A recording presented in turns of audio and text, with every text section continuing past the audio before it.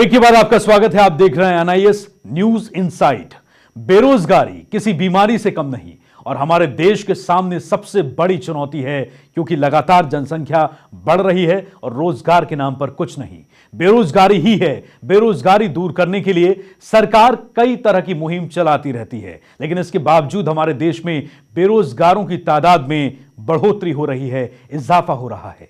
2011 की जनगणना रिपोर्ट में कामकाज करने वाले भारतीयों को खुलासा करने वाली एक रिपोर्ट सामने आई है। इस रिपोर्ट के मुताबिक 48 करोड़ भारतीयों के पास नौकरी है, जॉब है, यानी वो अपनी रोजी रोटी चलाने के लिए कामकाज करते हैं, जबकि आधी आबादी बेरोजगार है। और इसके अलावा सभी धर्मों में सबसे कम काम करने वाले, सबसे ज्यादा बेरोजगार मुस्लिम धर्म में हैं, यह रिपोर्ट कहता है। एनआईएस में आज हम आपको बताएंगे कि किस धर्म में कितने लोग बेरोजगार हैं और बेरोजगारी का आखिर कारण क्या है, इसकी पड़ताल करेंगे। सबसे पहले ये रिपोर्ट देखिए। मुस्लिमों में सबसे कम रोजगार, 33% मुस्लिम ही करते हैं काम। जनसंख्या के आंकड़ों में हुआ खुलासा, राष्ट्रीय औसत से भी कम है आंकड़ा। तो देश में 33% मुसलमान ही कामकाजी हैं, यानी 33% ही जॉब करते हैं, अपनी रोजी रोटी के लिए काम करते हैं।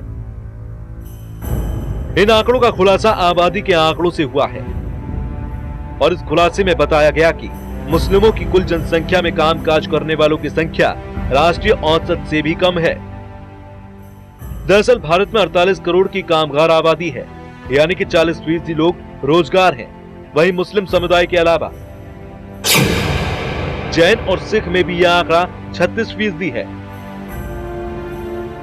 सबसे ज्यादा कामकाज करने वाले लोग बौद्ध धर्म में हैं। खास बात यह भी है कि बौद्ध धर्म अपनाने वालों में ज्यादातर दलित हैं। वहीं देश की बहुसंख्यक आबादी यानी हिंदू आबादी में कामकाज करने वालों का आंकड़ा 41% है। ये रिपोर्ट 2011 की जनगणना के आधार पर तैयार की गई है। इन आंकड़ों और 10 साल पहले की गई जनगणना के आंकड़ों में बड़ा फर्क नहीं आया है। आंकड़े आने के बाद सबसे बड़ा सवाल यह है कि भारतीय मुसलमान लगातार क्यों पिछड़ता जा रहा है। भारतीय मुसलमानों की दिनों दिन हो रही दयनीय स्थिति के लिए जिम्मेदार कौन है? क्या यह माना जाए कि सरकार अल्पसंख्यक मुसलमान की उपेक्षा कर रही है, या फिर मुसलमान अपनी दुर्गति के लिए खुद ही जिम्मेदार है? क्योंकि सच्चाई यह भी है कि 1951 में 3% मुसलमानों की संख्या 2011 की जनगणना में 17.5% हो गई, और यही एक बड़ा कारण है कि मुस्लिम समुदाय में रोजगार की स्थिति राष्ट्रीय औसत से भी कम है। ब्यूरो रिपोर्ट, जेके चैनल।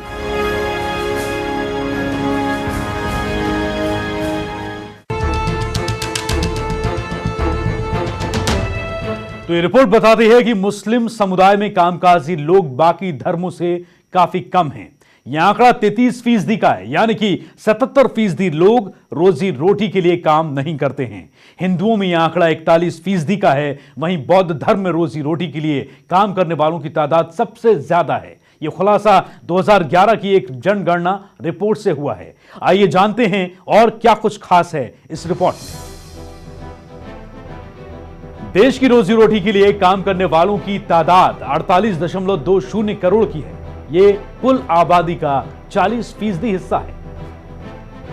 इसमें से 55% कृषि कार्य करते हैं, यानी कि 55% आबादी खेती पर निर्भर है। 41.2% इंडस्ट्री और सर्विस सेक्टर से, यानी कि सेवा क्षेत्र से जुड़े हुए हैं। देश की कुल जनसंख्या में कामकाजी पुरुषों का आंकड़ा 53% है, तो महिलाओं में यह 26% है। मुस्लिम, जैन और सिख जैसे समुदाय में तुलनात्मक रूप से कम कामकाजी आबादी होने का बड़ा कारण महिलाओं की भागीदारी का नहीं होना है।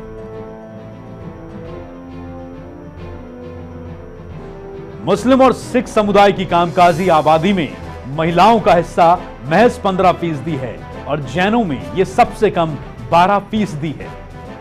हिंदुओं में 27%, तो ईसाइयों में 31% और बौद्ध धर्म में 33% महिलाएं कामकाजी हैं।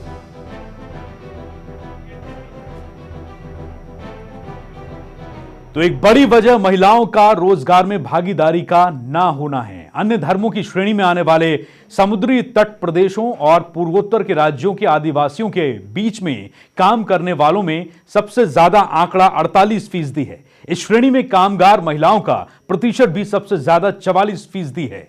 आंकड़ों से यह भी पता चलता है कि देश में सबसे ज्यादा रोजगार किस क्षेत्र में आ रहा है। आइए एक नजर डालते हैं देश में रोजगार के साधन सबसे ज्यादा किस क्षेत्र में मुहैया हैं। भारत में सेवा और उद्योग के क्षेत्र में यानी कि सर्विस इंडस्ट्री और इंडस्ट्रियल डेवलपमेंट में क्षेत्र में 41% रोजगार मिल रहा है और ब्रिटिश काल से ही सेवा और उद्योग को अन्य की श्रेणी में रखा जाता है। भारत में 55% रोजगार कृषि क्षेत्र दे रहा है, यानी कि देश में आधे से ज्यादा आबादी अब भी कृषि पर निर्भर है। केवल 13% जैन समुदाय के लोग कृषि कार्य करते हैं। मुस्लिम और ईसाई समुदाय 41% कृषि पर निर्भर है। 47% सिख और 54% बौद्ध खेती करते हैं। सबसे ज्यादा 57% हिंदू समुदाय के लोग खेती पर निर्भर हैं और अन्य धर्मों की श्रेणी में शामिल 80% लोग खेती करते हैं और इनकी आर्थिक स्थिति भी सबसे ज्यादा ठीक है।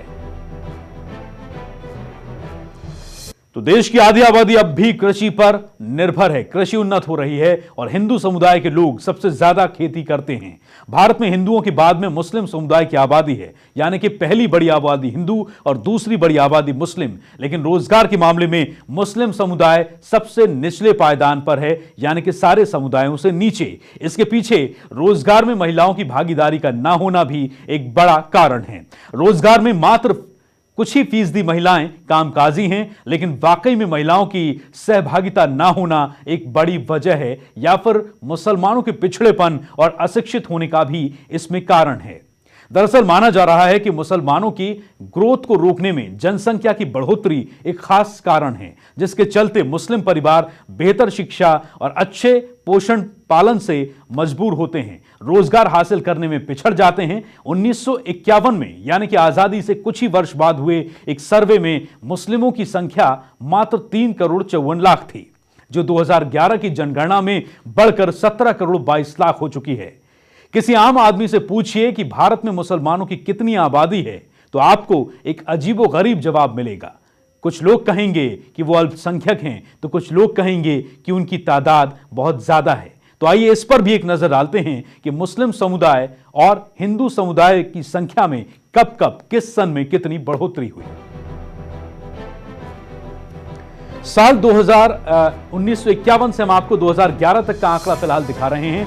तो आप नजर डाल सकते हैं कि 1951 में जहां पर हिंदुओं की संख्या 30.35 करोड़ थी, वहीं मुसलमान 1951 में 3.54 करोड़ थे, यानी कि काफी कम।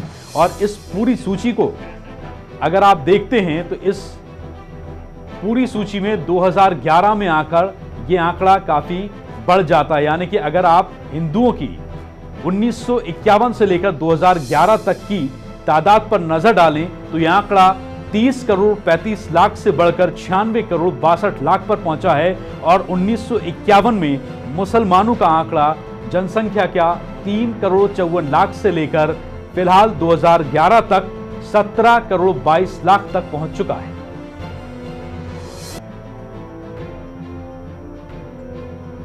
तो बेरोजगारी, अशिक्षा और पिछड़ेपन का सबसे बड़ा कारण है जनसंख्या वृद्धि। परिवार, समाज और देश की तरक्की के लिए भी इस पर अंकुश लगाना या नियंत्रण करना बेहद जरूरी है। एनआईएस में अब वक्त हो चला है इतिहास के पन्ने पलटने का। 4 जनवरी के इतिहास की ओर हम मुड़ते हैं। 4 जनवरी का इतिहास देखिए। 1643 की ओर मशहूर भौतिक विज्ञानी आइजैक न्यूटन का जन्म हुआ था 4 जनवरी 1643 को। 4 जनवरी 1809 को दुनिया को ब्रेल लिपि देने वाले लुइस ब्रेल का जन्म हुआ था। 4 जनवरी 1951 चीन और उत्तरी कोरियाई सेनाओं के बीच में लड़ाई शुरू होने के बाद यह दूसरा मौका था जब दोनों देशों की सेनाएं सियोल के नजदीक पहुंच गईं। 4 जनवरी 1994 महान संगीतकार आर.डी. बर्मन ने दुनिया को अलविदा कहा।